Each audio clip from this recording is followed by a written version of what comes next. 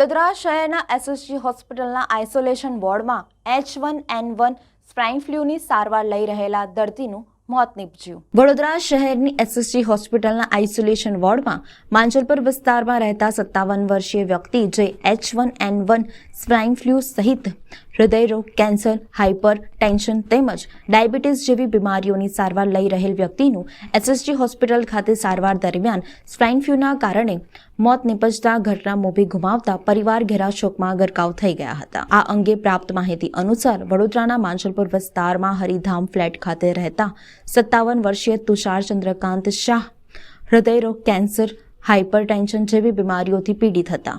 તેઓને 7 દિવસથી કફ તેમજ શ્વાસ લેવામાં તકલીફ પડતી હોય ખાનગી હોસ્પિટલ ખાતે ખસેડવામાં આવ્યા હતા। દરમિયાન તારીખ 31 ડિસેમ્બરના રોજ તેમને સ્વાઇન ફ્લૂનો રિપોર્ટ પોઝિટિવ આવતા તેમને વધુ સારવાર અર્થે સયાજી હોસ્પિટલ ખાતે ખસેડવામાં આવ્યા હતા, જ્યાં તેમનું સારવાર દરમિયાન મોત નીપજ્યું હતું।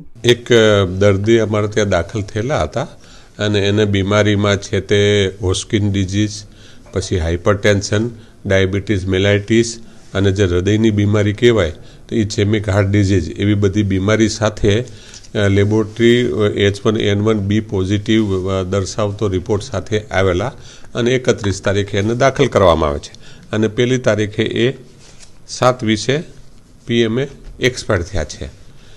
એટલે એટલી બધી કોમોર્બિડિટી હોય એટલે પ્રોગ્નોસિસ પુઅર રહે, બરાબર। અને ISD 10 વર્ષથી હોય, હોસ્કિન ડિઝીઝ એટલે તમે સમજો ને કે એ બહુ મોટી બીમારી કહેવાય, એ હોય એટલે એનું પ્રોગ્નોસિસ આવું જ હોય, બરાબર। આપણે પ્રયત્નો કર્યા હોય, અહીંયા તો 31 તારીખે દાખલ કર્યા અને પહેલી તારીખે એક્સપાયર થયા છે એટલે ક્રિટિકલ કન્ડિશનમાં આવ્યા હોય અને સાથે સાથે છે તે વાયરસનું ટેસ્ટ કરાયો તો પોઝિટિવ આવી ગયો।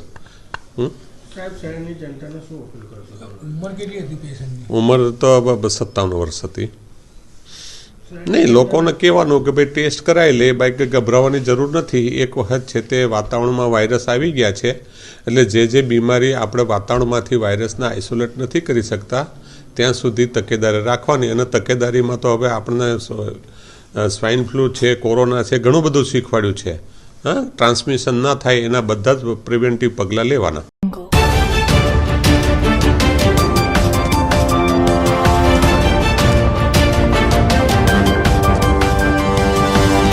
Thank you.